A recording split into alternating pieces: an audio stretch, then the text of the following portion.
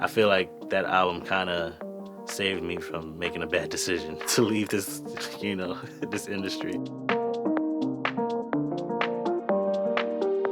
Hey, I'm Kim, and welcome to Songwriters Saturday. Today, I'm very excited to be joined by D Mile, who is an LA based, Grammy winning songwriter and producer who's worked with everybody from her to Lucky Day to Ty Dolla to Janet Jackson to Bieber to J-Lo, and so many more. D Mile, thanks so much for joining me. Thank you for having me. How you doing? I'm doing well. I'm doing well. So I'm on the East Coast, you're on the West Coast, you're in your studio.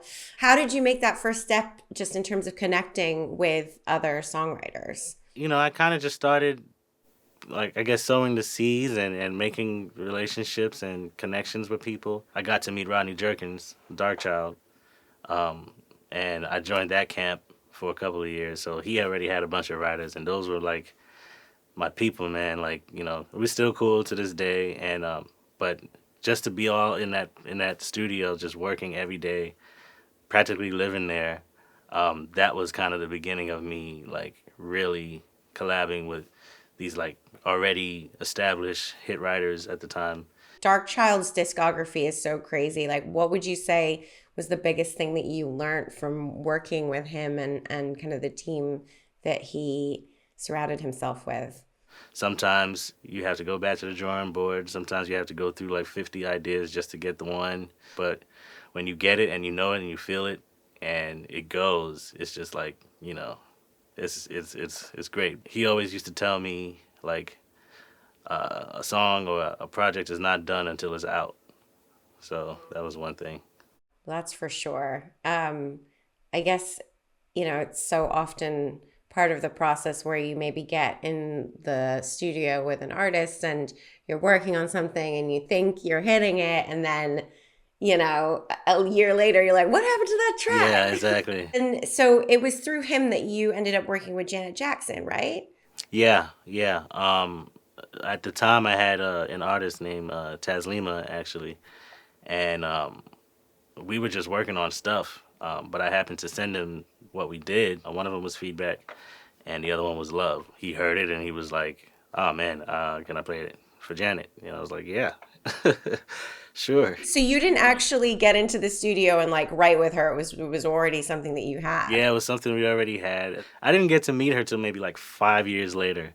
We literally just did it on our own, sent it off. She just cut it wherever she was at. Ty Dolla said you're literally the best producer he's ever worked with. Yeah. I'd love to hear more about your partnership and why you think your sort of musical chemistry works.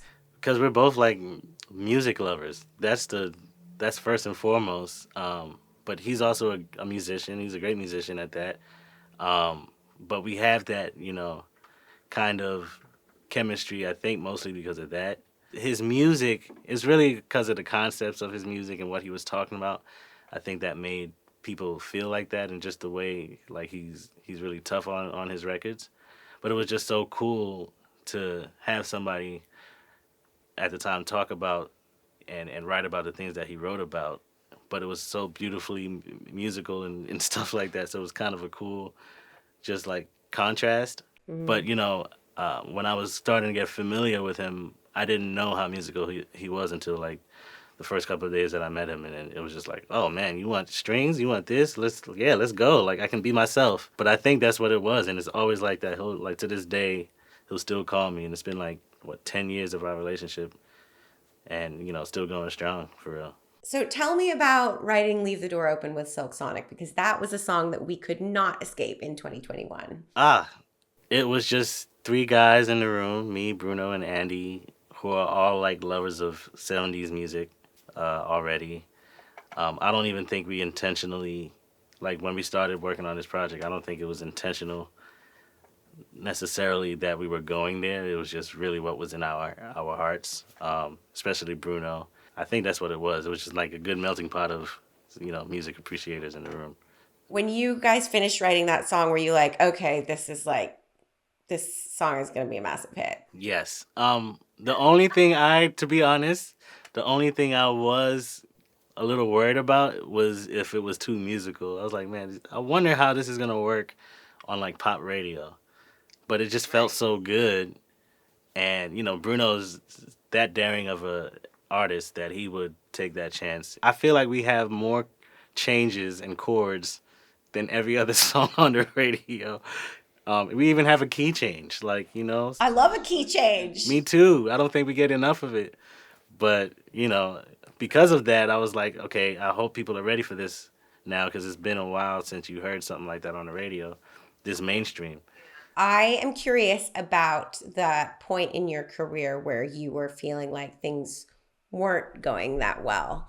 And, just prior to you kind of really working with Lucky Day, what was your mindset like at that point, and what was going on in your life and in your career? It was just really, just kind of the frustration of, I guess where I was at musically, um, but more on the music business side of it, or just the politics, really, not the business, the politics of it all. I guess there was some expectations that I wanted met at the time that it wasn't, at the time that I thought it should have been. Um, but of course, God's timing is His timing, and that's the right time. So it was at that time that I was like, man, I don't know how much more I got in me to do this and deal with this type of stuff. Next thing you know, Lucky pulls up and and I've known him for years as well, and he's like, man, I want to do a project, and he played me a couple of records that he already had at the time, and I was just like, yeah, let's do this. I already like what I'm hearing, and I was just like, let's just work on this and forget about all the other stuff, and let's just have fun, and let's just be here and do what we know what to do, what we know to do, and that's exactly what we did.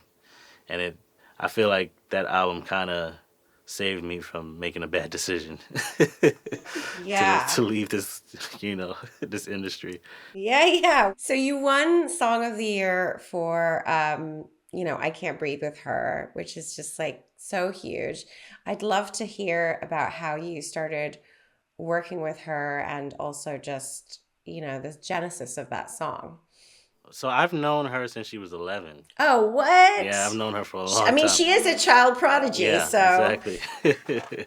So I've known her for a while. I met her back when I was with RJ actually. They had come by to meet with him. I was just there, and I'm like, yo, who's this girl that can play all this stuff? And then like 5, 6 years later, we reconnected when she was about 16, and we did a couple of sessions. And then maybe a few years later after that, when she became her, we relinked again after her first project. And it was crazy how I even found out that she was her. I was like, yeah, is this you? I remember texting her, and I was just like blown away. I was like, yo, y'all killed it. But we've always been cool. Like that. That's another little sis of mine. I love her to death. And so when it came to I Can't Breathe, um, I was actually working on the Silk Sonic project, and it was only that. But they called me, almost kind of like an emergency. I don't want kind of last minute. They were like, man, we have this song that her just wrote, and she really wants you to help her out with it. And I was like, okay, yeah, I'm not gonna say no to that, especially after hearing the scratch of it, and I almost teared up hearing that song. I could have never expected that that was gonna take us to the Grammys and win it.